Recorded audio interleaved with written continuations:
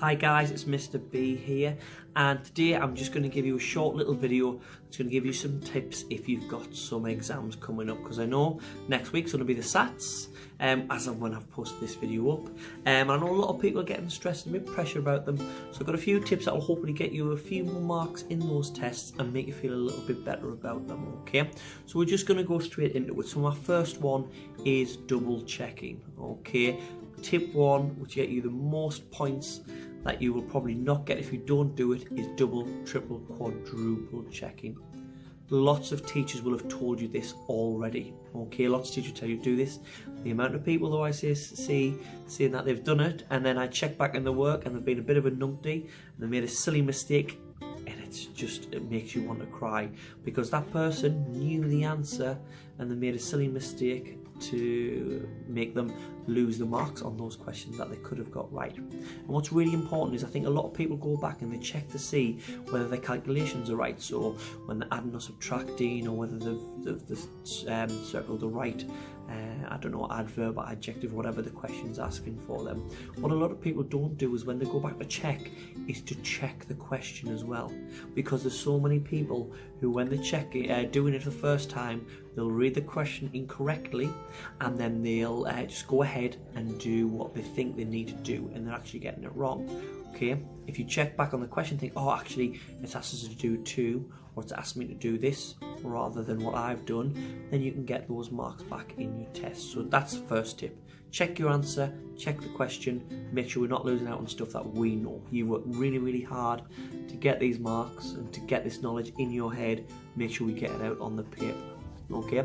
Number 2, we're going to look at another way to get marks is what I call educated guesses. Now, I don't condone this of just having guesses or anything through your exam, but this is the way I look at it. When you're going through your test, there's a lot of people that think that's question hard, that question's hard, I'm going to leave it.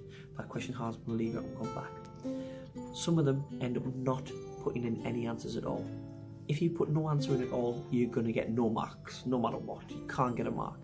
If you have a guess, you've got a chance of getting that question right, and that could be 1, 2 extra marks on your exam. Now, when I say guess, like I said at the start, I mean educated guesses. So have a look at what the question's asking us. Don't just pick a number or a word or an answer from the ether. Don't just go whoosh, whoosh, on the plate. On the page even. Okay, I haven't had my tea yet. That's why I'm getting a little bit hungry and thinking about plates rather than pages.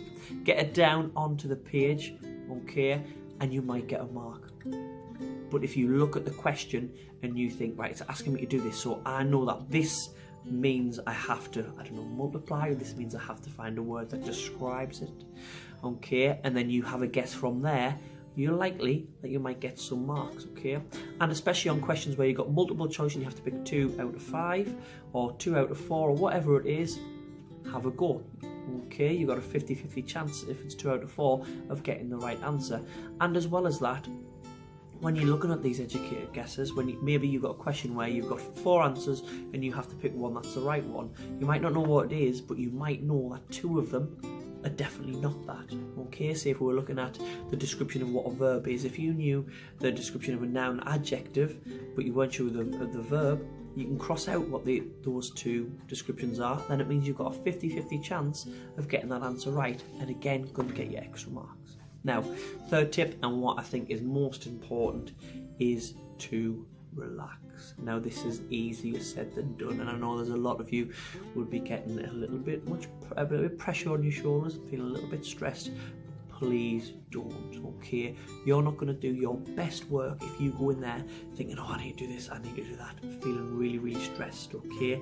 That's not the best way to produce your best work. All you can do on that test is your best, okay? All you can do is go in and put down what you have learned. All being stressed and being worried is going to do is going to stop that. And at the end of the day, if you don't do too well on these SATs or whatever exam it is, it's not the end of the day.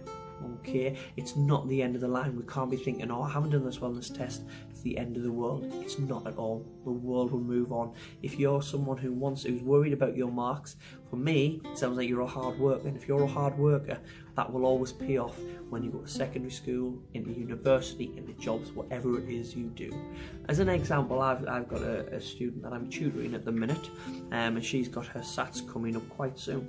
And she's very good at maths. She's quite smart. If she's watching this, don't get too big of a head. But she is very good at maths. But she wasn't doing as well on a test because she didn't have confidence in herself. So when we talked and we looked at the exams, we realised it wasn't the be all and end all. We realised that we had it in ourselves anyway to do well on the tests, and all we had to do was go and do the best we can. And while she'd been doing practice 10 since then, she'd be doing a lot better.